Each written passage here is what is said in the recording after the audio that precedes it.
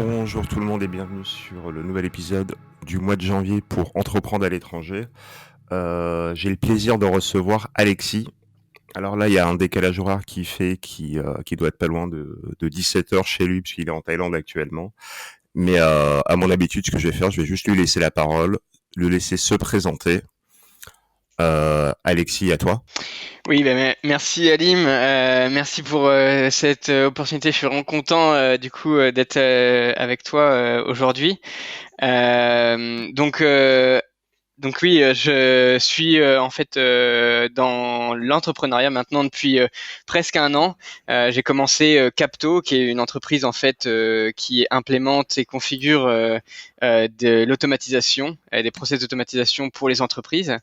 Donc j'ai installé cette entreprise en Bulgarie pour continuer mon voyage un peu à l'international qui a commencé maintenant il y a presque 10 ans. Et aujourd'hui, on, on croit à vue d'œil chaque mois, donc avec plus en plus de demandes dues au Covid et dues à peu près à toutes les circonstances que l'on connaît tous sur le sujet. Et donc, je suis ravi de raconter un peu cette histoire avec toi aujourd'hui. Merci.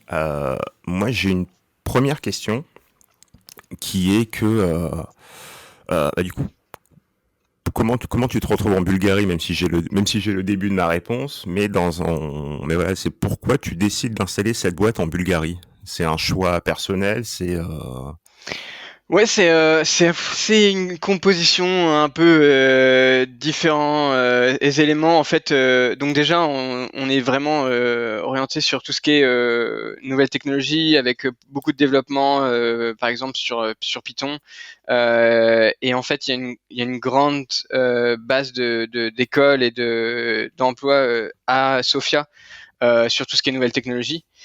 En plus de cela, on voulait créer cette entreprise pour être capable de vraiment être facilement en Europe, mais aussi de pouvoir se baser un peu sur les différentes parties Europe et hors Europe.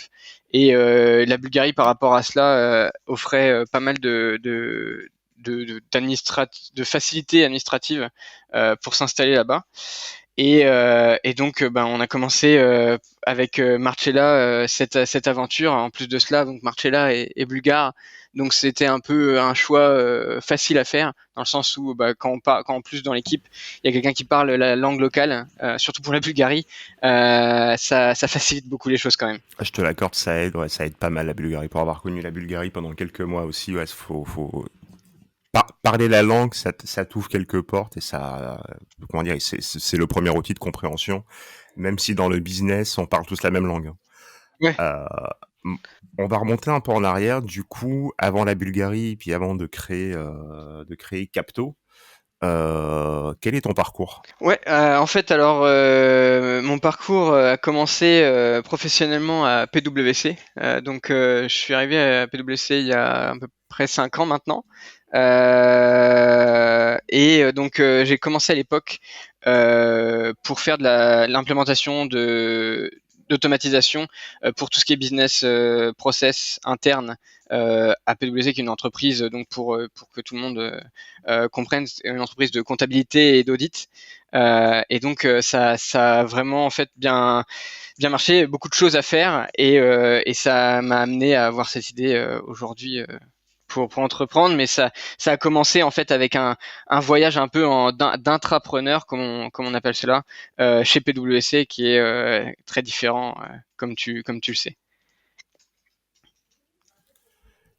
On va parler donc ouais, de ton parcours. Et si on monte encore un peu plus loin, toi, tu viens de la tech, tu viens de la finance.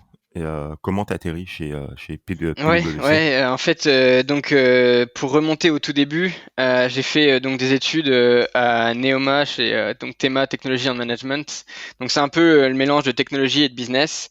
Et en fait, par rapport à ce parcours, je suis emmené à aller vivre, enfin aller étudier en Chine. Ensuite, je suis aller travailler en Californie, donc vraiment dans une partie technique qui était des technologies de tracking à l'époque à Los Angeles. en partenariat avec Google. Donc c'était vraiment intéressant et moi ça m'a passionné à l'époque, donc cette partie technique. Ensuite, en fait, j'ai eu une expérience professionnelle à Paris, donc c'est là où j'ai commencé à voir que j'aimais bien bouger. Et donc là, j'ai atterri chez Deloitte, où en fait on crée une première équipe avec 5 personnes où on implémente des technologies en interne pour Deloitte France. Et en fait, par rapport à cela, je vois que personnellement, j'ai une partie un peu entrepreneuriat que j'ai beaucoup aimé à Deloitte parce que on était les premiers dans ce domaine-là. Ensuite, j'avais beaucoup aimé le technique à Los Angeles. Et ce que j'avais aussi, ce que je voulais, c'était être à l'étranger. Et donc par rapport à cela, en fait, en cherchant, je trouvais j'ai trouvé plusieurs offres, et en fait celle de PwC était hyper intéressante dans le sens où c'était vraiment construire tout ce qui était possible. Donc il y avait cette partie entrepreneur à l'époque que je pensais vraiment similaire. Et cette partie technique parce que j'étais le seul au début dans cette équipe et du coup il y avait cette partie donc management, développement et vraiment technique, configuration qui me plaisait beaucoup quoi. Donc c'est comme ça que j'atterris donc à Luxembourg. C'est déjà là, une question des fois et ensuite chez PwC où aussi technologiquement donc c'était il y a 5 ans. Il y avait énormément de choses à faire, on a encore énormément, mais à l'époque c'était vraiment le début de ce qu'était automatisation, les gestions de données. Alors il y a déjà du travail qui était fait avant, mais vraiment il y a une grosse trend qui est en cours dans ces entreprises. Et de pouvoir être un peu au début, pour moi c'était vraiment encore mieux que j'avais des amis qui étaient donc chez Dropbox ou Facebook après notre parcours, et pour moi c'était vraiment un super challenge d'aller dans une entreprise comme PwC ou Deloitte pour faire des choses qui sont vraiment en fait qui transforment vraiment des entreprises massives avec des use cases qui sont vraiment intéressants avec en gros des données financières qui sont super automatisables, avec beaucoup de travail, d'analyses qui peuvent être faites. Donc il y a beaucoup de choses intéressantes à faire. Donc pour moi c'était vraiment en gros no question d'y aller et donc c'était vraiment intéressant. Du coup, comment dire, je vais avoir plein de questions intéressantes parce que Ouais. moi, ce qui m'intéresse dans ton parcours, il y a un truc qui est assez intéressant qu'on voit de plus en plus, c'est que des personnes qui quittent des groupes, des boîtes. Toi, tu quittes maintenant, donc t'as quitté PwC, c'est juste pour resituer PwC sur le marché du travail, ça fait partie ce qu'on appelle des Big Four, où on a Deloitte. Ouais, voilà, c'est ça. Deloitte pour PwC pour faire le deuxième. Donc, il te reste KPMG. Bah, j'ai hésité entre continuer la collection, histoire d'avoir les 4. Et puis après, en fait, en ayant fait 2 d'entre eux, c'est vrai qu'ils sont très similaires. Donc je me suis dit, bon, j'arrête et je fais quelque chose de peut-être un peu nouveau. Du coup, parce que tu as quel âge? Donc 28 ans. 28 ans, tu sors de chez Deloitte et PwC, donc ouais, je pense que tu avais largement le temps de faire un petit coucou à KPMG et Ernst & Young. Ouais, c'est vrai. Mais généralement, t'as le temps, oui, t'as le temps. Je pense que, ouais, comment dire, t'as le temps et t'as l'expérience. Parce que généralement, lorsqu'on arrive dans des boîtes comme ça, on ne quitte pas cette boîte. J'ai une connaissance qui bosse chez PwC. Elle a découvert PwC pendant un stage lorsqu'elle était à l'université. Elle a 38 ans, elle n'a eu aucun autre job dans sa vie. Ouais, on a une expression pour ça, hein. C'est les bébés PwC, où on arrive après les études, donc j'en étais un, où on arrive après les études et direct, en fait, on ne sort jamais de cette entreprise. C'est encore des entreprises où il y a ce modèle où on peut faire pratiquement toute sa carrière, donc en allant échelon par échelon. Et aujourd'hui, oui, c'est pas commun, hein. Ma mère m'en veut encore, hein. Donc clairement, c'est. Ouais, t'avais le Graal entre les mains et tu l'as reposé sur l'étagère. Quand je lui ai dit, alors voilà, on aimerait créer une entreprise et donc quitter PwC. Là, je sais que j'ai eu, donc je pense notamment à la mère où ça a été quoi, mais tu es fou, t'as tout ce qu'il faut, reste là où t'es, c'est très bien. Qu'est-ce que t'as comme problème? Le problème, c'est quoi? C'est manque de liberté? ou l'envie de, Euh, l'envie de dire je l'ai fait. je l'ai fait pour moi parce que en fait c'était une idée que j'avais depuis longtemps j'avais peur à un moment de me dire de le regretter plus tard. Donc il y avait ça qui me trottait depuis longtemps. Après ensuite ce qui s'est passé, il y a aussi le fait que il y a déjà pour moi en fait je crois vraiment au fait qu'il y a le besoin d'automatiser énormément de parties ennuyeuses et redondantes de nos boulots pour faire des choses qui sont. Il y a vraiment énormément de choses qui se passent aujourd'hui. On en parlait aux conversations précédentes qui sont hyper intéressantes. Il y a une évolution dans l'humanité qui est incroyable. Et je trouve que c'est dommage parce qu'aujourd'hui, il y a encore beaucoup de travail qui est fait manuellement, qui est fait automatiquement. Et en gros, pour moi, c'était un peu ça aussi. C'est que je voulais faire quelque chose complètement libre et aller pas seulement sur des grosses entreprises, mais aller sur le travail de tous les jours, de tout le monde, des gens que l'on connaît et d'aider pour que en fait qu'ils aiment à nouveau leur travail. En fait, moi, ce que j'aimais, c'était dans le travail que je fais aujourd'hui, c'est que j'aime presque plus le travail de mes clients que eux-mêmes.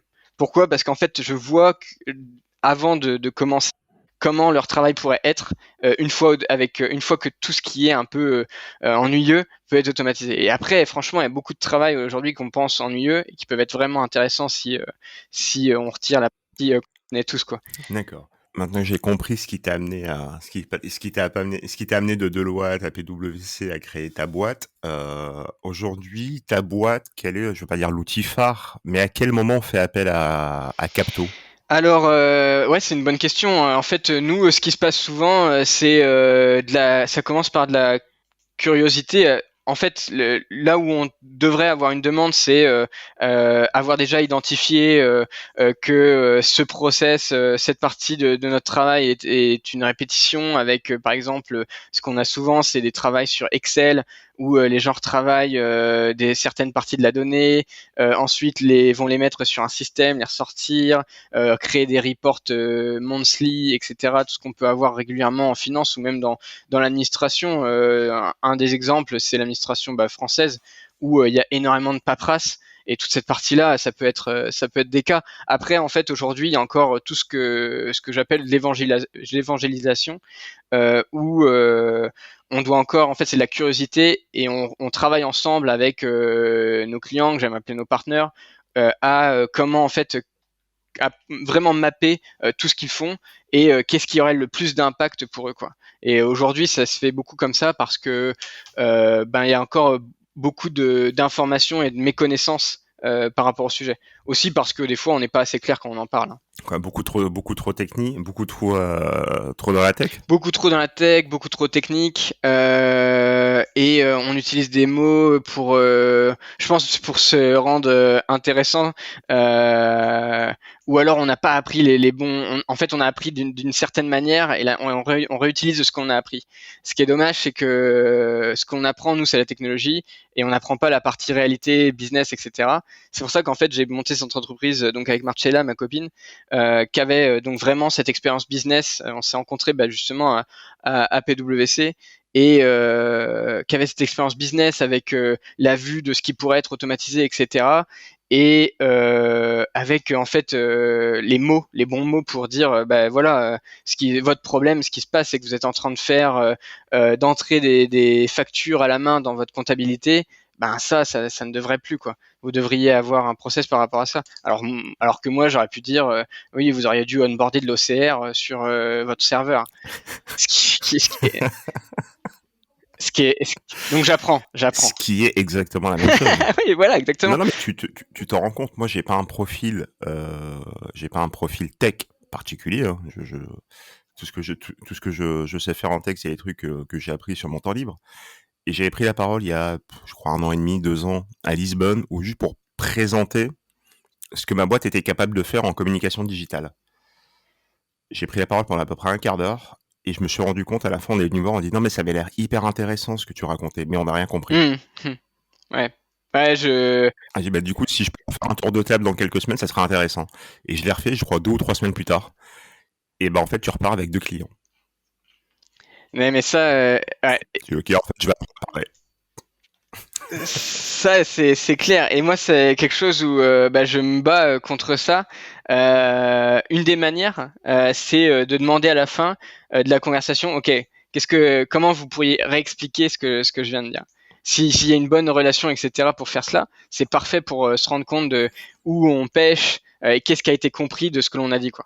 Mais après, il faut être dans une démarche, et je suis assez d'accord avec toi, où il faut accepter la critique.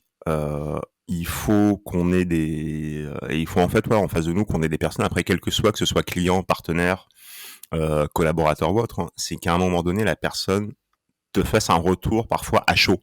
Ouais, clairement. Et t'as pas le choix d'en prendre compte. Je peux te citer un exemple. On était à Nantes avec 2 associés donc de Résonance. Et à un moment donné, je sors, donc on fait la présentation, je sors pour prendre l'air, et je tombe sur l'une des invitées qui était là, et en fait, elle me prend à part pendant plus de 10 minutes pour m'expliquer comment elle a vécu le truc. Où elle te dit pertinemment, elle me fait, moi, je suis venu, je savais même pas qu'il y avait une soirée, ça m'intéresse pas du tout, je suis salarié, mais je vais te dire ce qui m'a plu, ce qui m'a déplu. Et là, tu te prends 10 minutes de critiques positives et négatives, et tu te dis, ok, et en fait, et le lendemain matin, le premier truc que tu fais, tu débriefes avec tes associés. Sur ce qu'elle t'a dit, cette personne, et qui était d'une gentillesse mais incroyable, et elle t'explique ouvertement que ce que tu vends, ça ne l'intéresse pas. Elle t'explique juste comment mieux le vendre. Ouais. Mais ça, ces personnes-là, c'est une valeur qui est énorme. Dès que tu trouves quelqu'un qui est capable de dire vraiment ouvertement son point de vue, ce que beaucoup de personnes, même nous, on n'ose pas dire parfois à certaines personnes autour de nous, c'est extra, quoi. C'est extra, et ça peut nous encourager à le faire pour notre entourage, parce que ça aide. Mais franchement, ça a énormément de valeur, quoi. Ça, sincèrement, je suis d'accord avec toi. Après, faut savoir jauger en fait la personne que tu as en face de toi, à quel moment tu peux lui dire, et après se mettre aussi dans la position inverse, ou être prêt à recevoir l'info. Ouais. Parce que c'est très perturbant de concevoir un outil, de concevoir une stratégie, de mettre en place tout ce que tu veux, et en fait, tu te rends compte que tu es complètement décoléré du marché, et tu arrives sur le marché avec ton produit, on te dit non mais toi il te convient parce qu'en fait tu as juste répondu à un besoin perso, et tu te rends compte que ton produit, mis à part toi, personne va l'acheter. Ouais, et ça, vaut mieux l'avoir tôt que tard, hein. Ça, vaut mieux l'avoir très tôt. Et après, je pense que c'est une question de mentalité, toi qui as pas mal bougé. Alors, je sais pas si tu as été confronté à ça. C'est les gens qui te disent, j'ai une idée de business, ça va cartonner, mais là, je veux surtout pas en parler. Ouais, ça pour moi, je l'ai jamais compris. Mais je le vois aussi aujourd'hui. Par exemple, on a fait une présentation à Londres il y a 2 mois, et quand en fait j'en parlais avec mes parents, souvent c'est les générations au-dessus. Et en fait, le première réaction de mon père, c'était du genre ah mais tu vas parler de quoi? Fais attention à ce que tu dis. Il faut pas dire. Et en fait, c'est juste.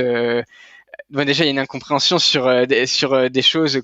Qu'est-ce qu'on peut partager? Est-ce que la technologie aujourd'hui, comment elle est ouverte? Enfin, nous, par exemple, on se base énormément sur de l'open source. Donc, au final, on n'a pas de secret en termes de technique. Au final, c'est l'exécution. Et c'est beaucoup ça dans les entreprises. C'est que le secret, c'est pas ton idée, c'est comment tu vas l'exécuter, quoi. Non, mais c'est juste, mais c'est exactement ça.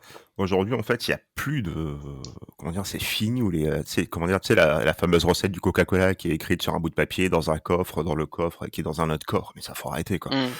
Enfin, aujourd'hui, la technologie, elle est telle que, et je te dis ça de mon angle, hein, de mon point de vue, pardon, c'est très compliqué de pas aller récupérer de la data qui soit en open source ou pas. Là, je sais pas si tu avais vu le piratage de la fuite qu'il y a eu chez Twitch. Ouais. Il y a eu toutes les données. Il y a le code source de Twitch qui a fuité. Ah, ça j'avais pas vu. Donc là, faut s'attendre à dans un an, 2 ans. Si les mecs en face sont relativement bons, dans 1 an, 2 ans, t'as le concurrent de Twitch qui arrive avec toute la technologie Twitch. Pour zéro de développement. En développement, en R&D, ouais, non, ça va être très court, ça va être très peu coûteux. Ouais. C'est la technologie va se baser sur CTRL-C, CTRL-V1. C'est la pointe. Voilà, on va être là-dessus, on va être sur du copier-coller. Et nous, c'est ce qu'on cherche à automatiser. Donc, faut que ces personnes nous contactent, on peut les aider. Hein. C'est CTRL-C, CTRL-V, on peut le faire. Il va falloir qu'on bosse ensemble, parce que je peux te présenter tellement de clients, je pense.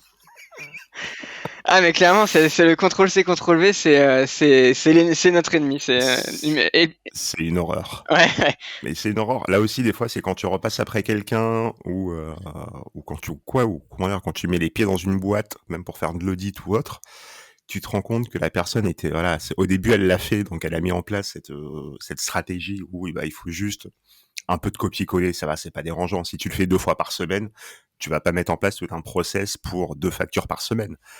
Mais en fait, la personne, sa vision s'est arrêtée à ce que je fais maintenant. Ouais. Et des fois, tu arrives dans des boîtes où les 2 factures par semaine, bah, on est passé à 2 factures par jour, puis 2 factures par heure, puis on est passé à 25 factures par heure, et à un moment donné, le copier-coller, bon bah, faut passer à autre chose. Et tout a été tellement implémenté de cette manière que, bah, en fait, c'est impossible de remettre ça en place. Il faut quasiment fermer la boîte pendant quelques heures ou quelques jours, Mm. c'est pour pouvoir tout reprendre, Ah non, mais clairement, pour pouvoir tout reprendre et implémenter. en fait, c'est C'est ça. il y a une expression où je suis trop occupé à faire. Je me souviens plus malheureusement, mais en gros, où plein de gens vont me dire, bah non, ils sont trop occupés avec le travail qu'ils sont en train de faire, et qu'on est en train de leur dire, mais non, mais justement, c'est parce que tu le fais que t'es trop occupé, quoi. Et ça, c'est une logique, quoi. C'est une logique à prendre. Là, c'est comment dire, si s'il y a un exemple, donc là, comment dire, là, on parle de facturation. Là, j'ose espérer que tout le monde n'est pas encore à la comment dire, que les gens sont en train de quitter l'âge de pierre. Euh, un- Est-ce qu'il y a un modèle, comment dire, il y a un exemple que tu peux me donner sur comment vous intervenez dans les boîtes, alors, sans violer aucun secret, Mhm. et quel est l'outil que vous implémentez le plus ou qu'on vous demande de plus? Ouais, bah aujourd'hui, je pense que les entreprises, ce qu'on intervient souvent, c'est déjà on intervient en incrémental. Ce que j'entends par là, c'est que on essaye de montrer à tout le monde que l'automatisation est facile à onboarder. Donc que ça prend pas des semaines ou des mois de projets avec des coûts exorbitants.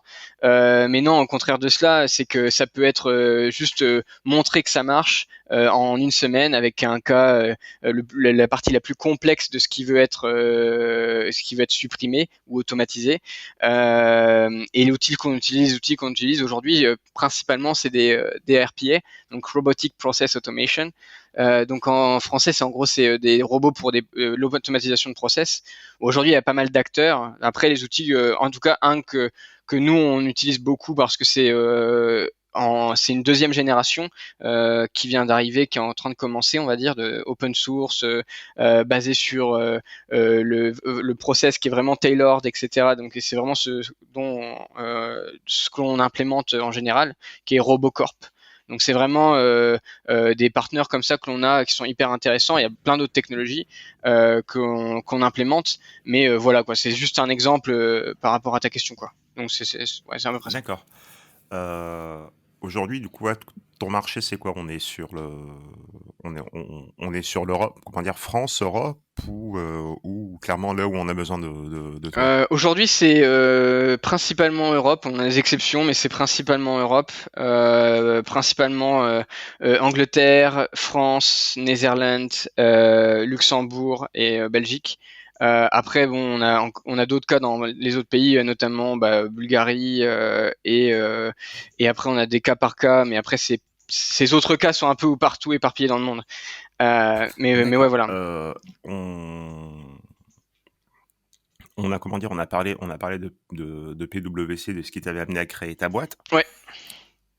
Comment s'est passé à un moment donné lorsque tu es à PwC, tu t'évoques le fait que tu vas partir pour créer ta boîte dans l'automatisation, chose pour laquelle il t'avait en quelque sorte Ouais, recruté. non, complètement. Bah, déjà, pour donner un peu de contexte, c'est pas le cas pour tout le monde quand on entre en Big Four, on entre dans une machine et parfois c'est compliqué. Moi, j'ai eu une chance extraordinaire, c'est d'être intégré avec un partenaire qui était vraiment visionnaire, qui est donc Stéphane Rinquin. En fait, il m'a vraiment construit donc cette équipe où on a avancé tous les deux ensemble en onboardant au début des nouveaux cas qui étaient vraiment innovants pour PwC. Ensuite, moi je suis parti en fait à Londres 1 an après être arrivé pour une longue période où en fait l'Angleterre passait ce qu'ils appellent tout ce qui est en fait le système de taxes en digital. Et en fait, par rapport à cela, j'ai appris eu énormément de clients et d'interactions avec des cas vraiment différents pour l'automatisation. Et en revenant donc à Luxembourg après cette expérience, on décide de construire une équipe spécialisée donc dans l'automatisation. Et en fait, par rapport à cela, ça s'est développé donc sur les 2 dernières années où j'étais là-bas. Et c'est là où j'ai commencé à réaliser après comment en fait toutes ces technologies sont très bien, mais avec potentiellement une approche différente. Elles peuvent être onboardées non seulement dans des grosses entreprises du CAC 40, mais également dans des entreprises de taille moyenne. Et c'est là où aujourd'hui il y a vraiment pour l'instant rien qui a été fait pratiquement. Et où il y a un grand besoin, quoi. On connaît tous ou même nous-mêmes, hein, en étant entrepreneur, où au début on construit tout et on passe énormément de temps à faire des choses qui ne devraient même pas exister, Je te quoi. le confirme. Ouais, non, je sais, hein. Ah, je te le confirme. Il y a, comment dire, on est tous passés sur du WordPress, du Joomla, du machin, et ça fait des années que je prêche pour un autre outil. Au début, tout le monde dit, ouais, mais c'est un outil chinois, ça tiendra jamais la route. Aujourd'hui, cet outil, mais tu peux créer de la landing page au e-commerce avec automatisation des emails. Ouais. C'est idiot, hein. Comme c'est pas grand chose, hein. Mais quand tu sais que tu n'as même pas à stocker ces données-là, que c'est saisi automatiquement, que c'est trié automatiquement, bah, tu gagnes quelques minutes, quelques heures par mois pour ne serait-ce que gérer ta newsletter. Ouais, non, mais Il le fait pour toi. Ouais, clairement. Et c'est sans plugin, il y a rien du tout, hein. C'est tu passes sur le mode e-commerce, il le fait pour toi. Ouais, mais de toute façon, aujourd'hui, ce que je dis souvent, hein, c'est que c'est pas la technologie qui est manquante. Aujourd'hui, c'est plus la connaissance, le fait comme je disais au début, d'évangéliser un peu tout ce qui est possible, de simplifier la conversation, etc. Et c'est vraiment là où aujourd'hui il y a énormément de choses à faire. Tout à l'heure, on discutait, tu m'as dit là, on est dans une phase de recrutement. Du coup, vous recrutez quel type de profil? Alors aujourd'hui, je pense qu'on recrute 2 types de profils. Un type qui est growth, qui en fait pour tout ce qui est développement du business, et un deuxième type de profil qui est beaucoup plus technique. Pour développer donc tout ce qui est solutions automatisées, robotiques et autres. En fait, avec chacun une stratégie, un qui est d'évangéliser, de faire connaître un peu ce qu'il est possible de faire, à quel point ça peut être simple, et un deuxième qui est en fait de faire vraiment le dur du travail de configuration pour suivre un peu et pour montrer également et donner des outils à ces personnes de business développement pour montrer ce qui est possible de faire, quoi, concrètement. Donc voilà. Là, actuellement, on discute, t'es en Thaïlande. Alors, toi, c'est particulier. Donc, toi, tu t'es pas mal expatrié. Donc, quand on a commencé à discuter ensemble il y a quelques mois, t'étais à Luxembourg. Puis, il y a eu la Bulgarie, puis la Thaïlande. Du coup, c'est le pays où tu souhaites développer ta boîte et t'installer, c'est lequel? Ouais, non, on est européen, donc clairement, ce sera en Europe, en Bulgarie. C'est là où on veut vraiment développer les choses. Après, la Thaïlande aujourd'hui, c'est pour nous, ça a été des raisons personnelles où on voulait se rendre en Thaïlande. Après, c'est aussi que quand on a créé donc Capto, c'était le fait de se rendre libre. Alors pour nous, mais aussi pour c'est aussi ce qu'on veut en fait vraiment représenter dans les personnes avec qui on travaille et avec nos clients, c'est qu'en fait il y a aucun problème par rapport à la localisation tant que vous êtes heureux, quoi.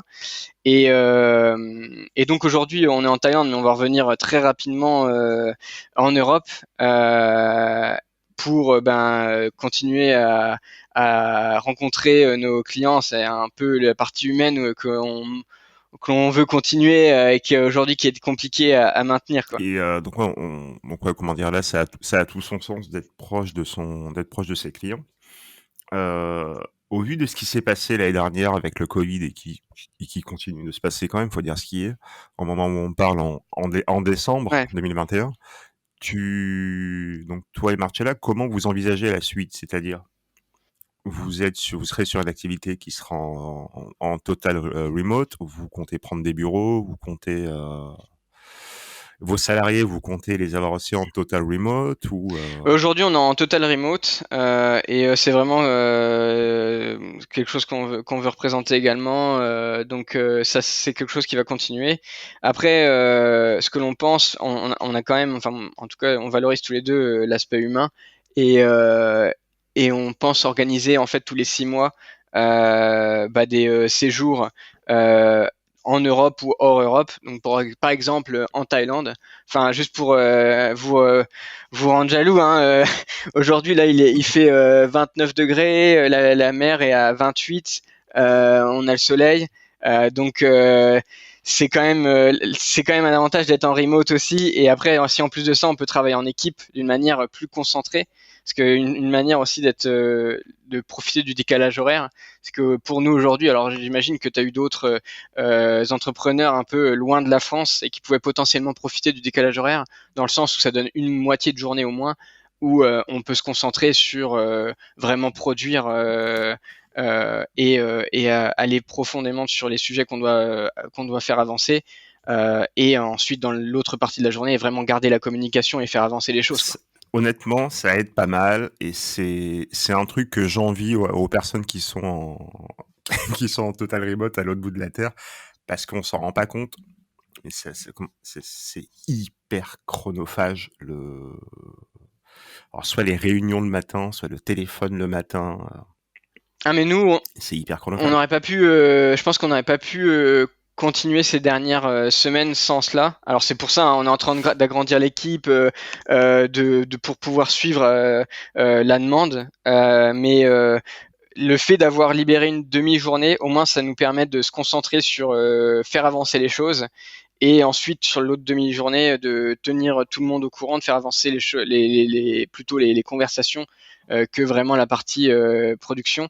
Et clairement, c'est pour ça. En fait, je pense que quand on reviendra en Europe, heureusement, on aura donc 2 ou 3 personnes de plus qui pourront, on est au tout début, donc ça aura déjà un impact important, qui vont en fait vraiment nous aider à tenir la route, quoi.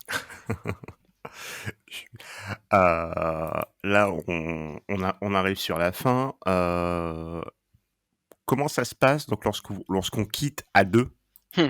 donc avec Marcia, quand on quitte à deux PwC pour monter sa boîte, le, c'est- l'idée est venue de l'un de vous deux, ça a été une idée commune, une envie commune, comment dire, C'est une folie commune. Ouais, je pense que le dernier est celui qui match le mieux, une folie commune. Je pense que alors c'est une idée qui est venue de nous deux, dans le sens où on s'est rencontrés dans le milieu du travail. Donc déjà en fait on était dans cette dans ce contexte. En plus de cela, en gros, donc moi j'avais cette idée depuis plusieurs années de vouloir créer une entreprise et de devenir entrepreneur. Alors l'idée n'était pas encore très définie à l'époque, c'était vraiment donc tournant autour des technologies, mais il y avait pas mal de choses que j'avais en tête.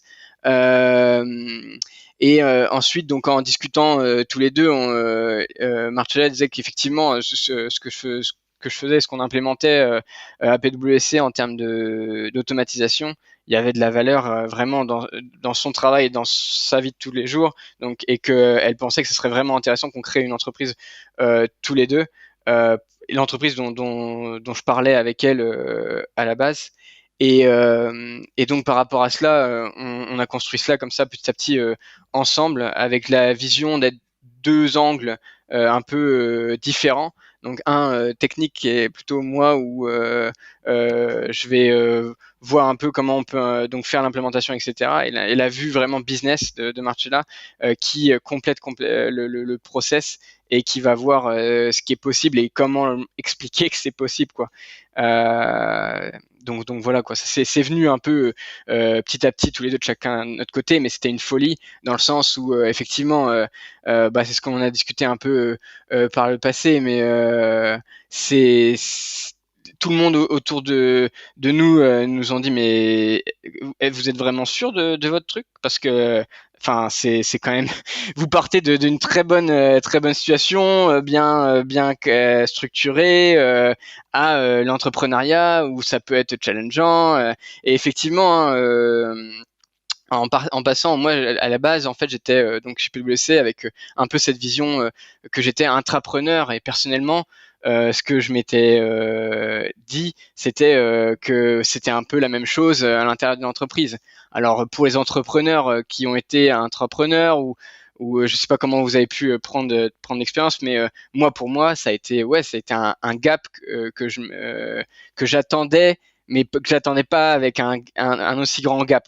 En fait, aujourd'hui, quand on regarde beaucoup de contenu, beaucoup de gens vont dire ah oui, l'intrapreneur, c'est l'entrepreneur, et c'est la même chose. Mais il y a des challenges. Enfin, on en avait parlé ensemble. C'est complètement différent quand tu crées ta boîte et que ta marque est connue par personne, qu'il faut vraiment tout créer de rien. À part la valeur, c'est la connaissance que tu y apportes, l'expertise que tu peux avoir, mais ça, au début, ça n'est connu par personne, quoi. Donc ça, c'est la partie vraiment intéressante. Et aujourd'hui, ça se passe plus que bien. Donc pas de regret. Mais à l'époque, ouais, c'était, je pense, une folie ensemble. Pour revenir à ta Donc, question. non. Alors ça, je le comprends parfaitement. J'ai jamais été intrapreneur. Et j'ai eu Romain il y a quelques semaines sur le podcast qui lui l'a été, je vais pas dire par défaut, mais il s'est retrouvé à faire des trucs qui étaient juste exceptionnels alors qu'il avait pas du tout le parcours et sur le papier il avait pas du tout le niveau, mais ça l'a aidé en fait à avoir une approche différente et il s'est rendu compte donc lorsqu'il a monté sa boîte que ce qu'il avait découvert en mode intrapreneur, ça n'avait rien à voir. C'est deux mondes, Ouais. c'est deux mondes, je vais pas dire deux mondes qui s'opposent, mais c'est deux mondes qui sont relativement éloignés l'un de l'autre, hein. Mais Donc c'est faut, deux mondes complètement différents. Et moi, je me souviens, c'était mes premiers mois à PwC et d'avoir quelqu'un qui me disait, mais toi, tu vas partir. Parce que c'est vrai, ce que tu disais, je pense, au début, c'est que souvent les personnes restent en fait toute leur carrière. Et en fait, les premiers mois, le gars me dit, ah toi, tu vas partir.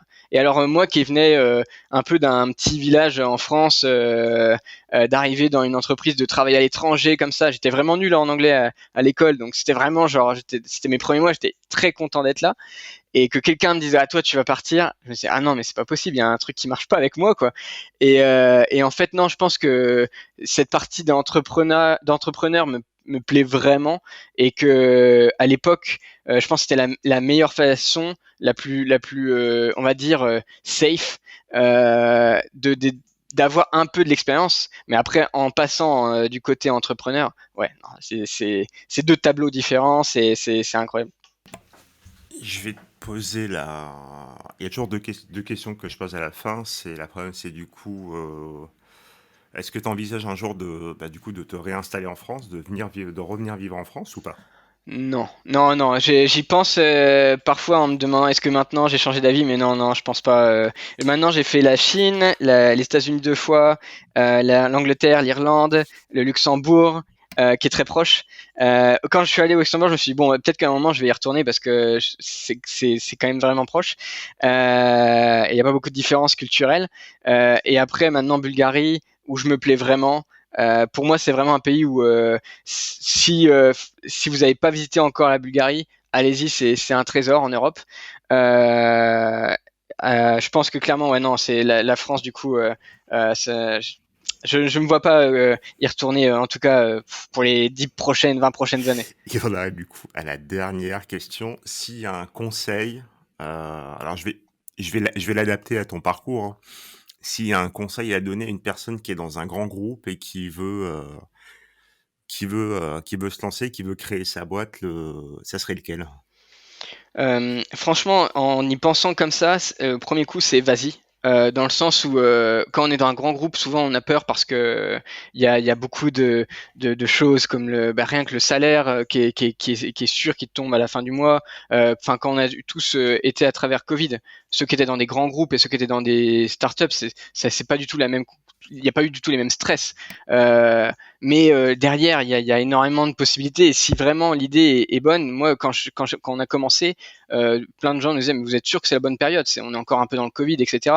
Pour moi, il n'y avait pas d'autre meilleure période. Il y avait tellement de disruptions avec Covid que en gros c'était le meilleur moyen d'aller de sortir et d'essayer de faire quelque chose. Donc ouais, il faut pas avoir peur, il faut y aller et s'il y a l'idée est de se structurer, c'est la bonne chose. Le deuxième conseil que je donnerais, juste parce que je viens d'y penser en disant structurer, c'est que Je t'en prie. souvent, en fait, on se dit que ok, je vais faire ça ce soir, je vais avancer, j'ai cette idée et je vais avancer ce soir. Et le soir, on rentre chez nous et on n'avance pas dessus. Et parce qu'on est fatigué, ce qui est normal, tout le monde est comme ça. Parce que nous, on a commencé à avancer. Pour moi, c'était le moment où on s'est mis des deadlines. On s'est dit ok, si on veut partir de PwC au mois de février, alors qu'est-ce que l'on doit avoir avant de remettre notre lettre de démission. Donc au début janvier, qu'est-ce que l'on doit avoir à ce moment-là? Qu'est-ce qu'on doit avoir en certitude pour se sentir confortable?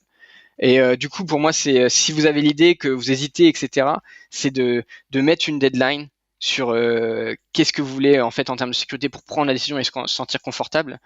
Qu'est-ce qui vous retient et par rapport à cela, mettre une deadline et une fois donc travailler avec ça, couper cet objectif en plusieurs parties, plusieurs petites parties, se donner du temps, potentiellement 6 mois, potentiellement un an, mais de le faire, de vraiment donner une deadline et c'est là où on avance parce qu'en fait on voit qu'il y a vraiment des choses qui ont besoin d'avancer et en tout cas pour nous ça a été moteur pour ensuite se dire ok c'est bon on peut sauter le pas et y aller. Et aujourd'hui, enfin, il y a aucun regret. Hein, enfin, on marche énormément. On a beaucoup trop de demandes par rapport à ce que au nombre que l'on est. Donc, c'est pas un risque. C'est au contraire, c'est le risque de pas le faire est plus grand que le risque de le faire, je dirais. Comment dire? Là, un, t'as répondu à la question. Deux, t'as soulevé aussi une, une problématique, c'est les gens qui ont peur du risque. Ils ont pas peur de se casser la figure, hein, mais en fait, ils ont peur de prendre le risque. Et je pense que comment dire, c'est une peur, c'est en fait, ils ont peur de perdre ce qu'ils ont, quoi. Ouais. Mais enfin, après, il faut qu'ils se disent, il faut se dire tous hein, que ce qu'on a, normalement, on peut l'avoir encore. Je veux dire, si on, surtout dans ces grands groupes, souvent quand on fait du bon boulot, les gens nous connaissent et savent que potentiellement on a des connexions ensuite dans ce groupe et on peut revenir. Euh, le, Après, dans tous les cas le risque le plus important, c'est de ne pas le faire. Parce que là, il y a un regret dans la vie qui peut être énorme. Et moi, après, avec juste un an d'expérience, donc après avoir pris la décision, ce qui est très court, enfin, il y a aucun risque derrière. En fait, ça va sonner un peu trop bisounours, mais c'est que du bonheur en gros, dans le sens où il y a des challenges, etc. Mais au moins on les vit et on apprend quoi. C'est pas une manière de tout arrêter et au final c'est trop, enfin il y a pas ces challenges n'existent pas, mais on n'apprend pas aussi autant que ce qu'on apprend en étant entrepreneur. Écoute, on va terminer là-dessus et je pense que ça sera l'extrait que je mettrai en exergue pour la capsule. En tout cas, Alexis, je te remercie pour ton temps, malgré le décalage. Là, il est 9h30 en France. Il est quelle heure chez toi? Là, ça va. 17h30, Non, non? non, il est 15h30. Il est 15h30. Donc, ouais. 15h30? Autant pour moi. Donc ça va encore. Et puis voilà. Merci. Non, surtout merci à toi pour aujourd'hui, mais aussi pour avant, hein, la saison 1, la saison 2. C'est vraiment intéressant. Donc c'est même, enfin pour moi, c'est un grand merci à toi et je suis vraiment fier d'en faire partie pour être honnête. Mais écoute, ça me touche énormément. Je te dis à très vite. Profite au max donc, de tes vacances ensoleillées en Thaïlande, même si tu bosses. Ouais, c'est la partie difficile. C'est de voir le soleil par la fenêtre de son bureau. Au mois de décembre, tu sais, ton cerveau n'est pas prêt pour. Non, ouais, pas du tout. C'est t'as ton cerveau qui te tire, tu sais qui me tire sortir. T'as la raison qui le retient dans le dilemme, il est horrible. Ça va. En vrai, non. Pour nous, on est encore au début et on est un peu dans cette inconscience où on veut vraiment faire avancer tout, que tout avance le plus vite possible, etc. Donc, le cerveau, pour l'instant, ne joue pas contre nous. Mais par contre, clairement, c'est quelque chose de difficile à gérer. Je te remercie, Alexis. Je te dis à bientôt. Merci beaucoup. Et surtout, comme je dis, profitez. Merci. Merci à vous d'être restés du coup jusqu'à la fin de cet épisode, le premier épisode là, donc de janvier 2022. Bonne chance pour la suite, bon courage et surtout prenez soin de vous et je vous souhaite une excellente année 2022.